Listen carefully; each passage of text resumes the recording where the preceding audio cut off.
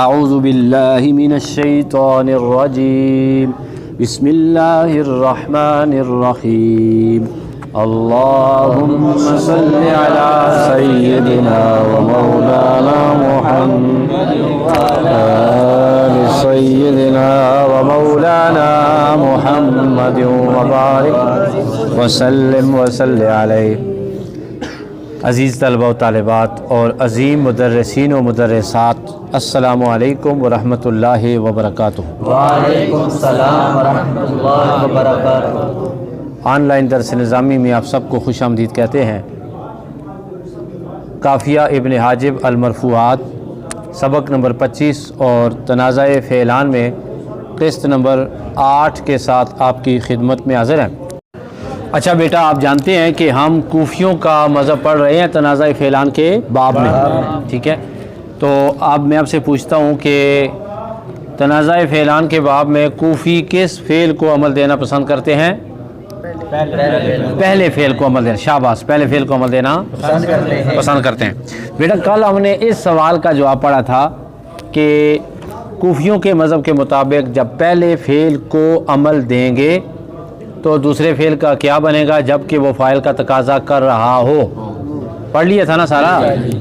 آج سوال یہ ہے کہ ہم دوسرے فعل کا کیا کریں گے، ہم دوسرے فعل کا کیا کریں گے پہلے فعل کو عمل دینے کی صورت میں، پہلے فعل کو عمل دینے کی صورت میں جب کہ دوسرا فعل مفعول کا تقاضا کر رہا ہو، جب کہ دوسرا فعل سمجھ آ رہی کہ نہیں آ رہی؟ کل والا سوال تھا فاعل کا تقاضا کر رہا تھا دوسرا فعل، آج کا سوال ہے دوسرا فعل مفعول کا تقاضا کر رہا ہے۔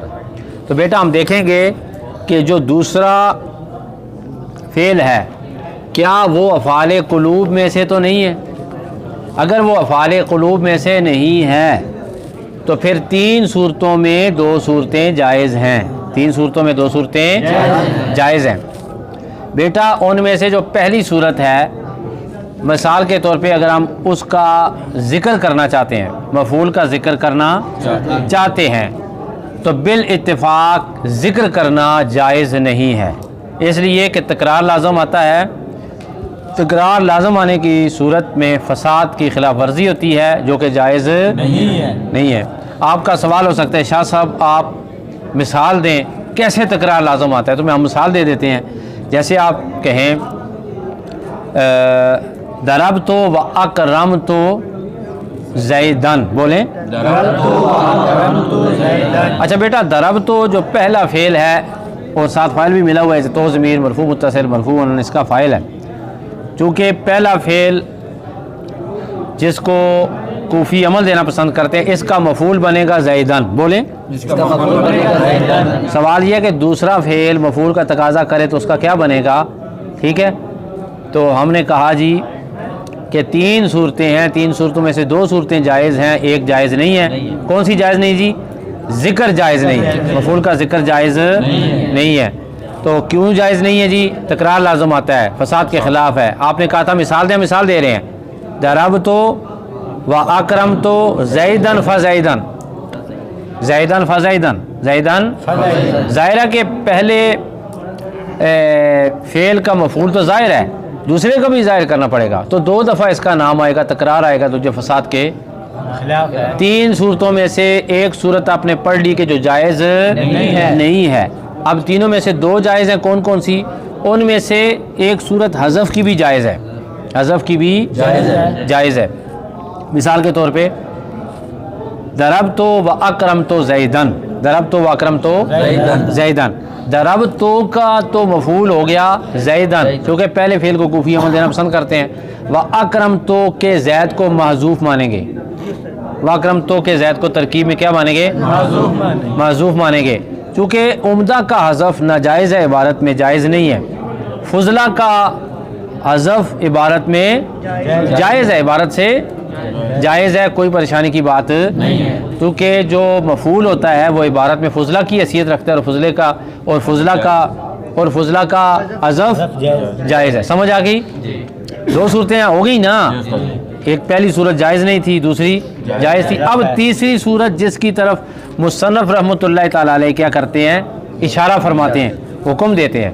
अब ये पूरी इबारत आप पढ़ेंगे, कल की इबारत हम पढ़ेंगे तो फिर हमें समझ आएगी। अल्लामा ने फरमाया था व इन अमल तल अव्वला, अगर तू अमल दे पहले फ़ेल को, अज़मरता तो ज़मीर ले आ अल्फ़ाइला फ़ाइल की फ़िसानी दूसरे फ़ेल में। आगे फरमाते हैं वल मफ़ूला, और मफ़ूल की ज़मीर ले आ दूसरे में। अज़मरतल फ़ाइला फ़िसानी वल मफ़ूला फ़िसानी, तकदीर इबारत यूँ है, ठीक है। तू ज़मीर ले आ किसकी, बोलो ना, अज़मरतल फ़ाइला, तू फ़ाइल की ज़मीर ले आ, फ़िसानी दूसरे में, वल मफ़ूला, और मफ़ूल की ज़मीर ले आ अलल मुख्तार पसंदीदा कौल के मुताबिक। अब आपका सवाल हो सकता है कि जब हम ज़मीर लेकर आएंगे तो मिसाल क्या होगी, तो मिसाल आपको दे देते हैं। जैसे था दरब तो व अकरम तो ज़ैदन, आप जानते हैं दरब तो का मफ़ूल तो कौन है, ज़ैदन। दरब तो का मफ़ूल कौन है, अकरम तो की ज़मीर ले आएंगे, अकरम तो हु, क्या कहेंगे, अकरम तो, ये भी जायज़ है और मुसन्नफ़ के नज़दीक पसंदीदा कौल है, पसंदीदा कौल है। तो आज का सबक समझ आया आपको, आसानी के साथ समझ आया, बिल्कुल समझ आ गया। सवालात लिख लीजिए। पहला सवाल है कि आज के सबक में जो मिसालें बयान हुई हैं उनकी नावी तरकीब करें। आज के सबक में जो मिसालें बयान हुई हैं उनकी नावी तरकीब करें। नंबर 2, आज का मुकम्मल सबक याद भी करें और लिखें भी। आज के लिए इतना, इंशाअल्लाह एक नए सबक के साथ आपकी खिदमत में दोबारा हाज़िर होंगे। सैयद दिलावर हुसैन शाह काज़मी को दीजिए इजाज़त। अस्सलामु अलैकुम व रहमतुल्लाहि व बरकातुहू।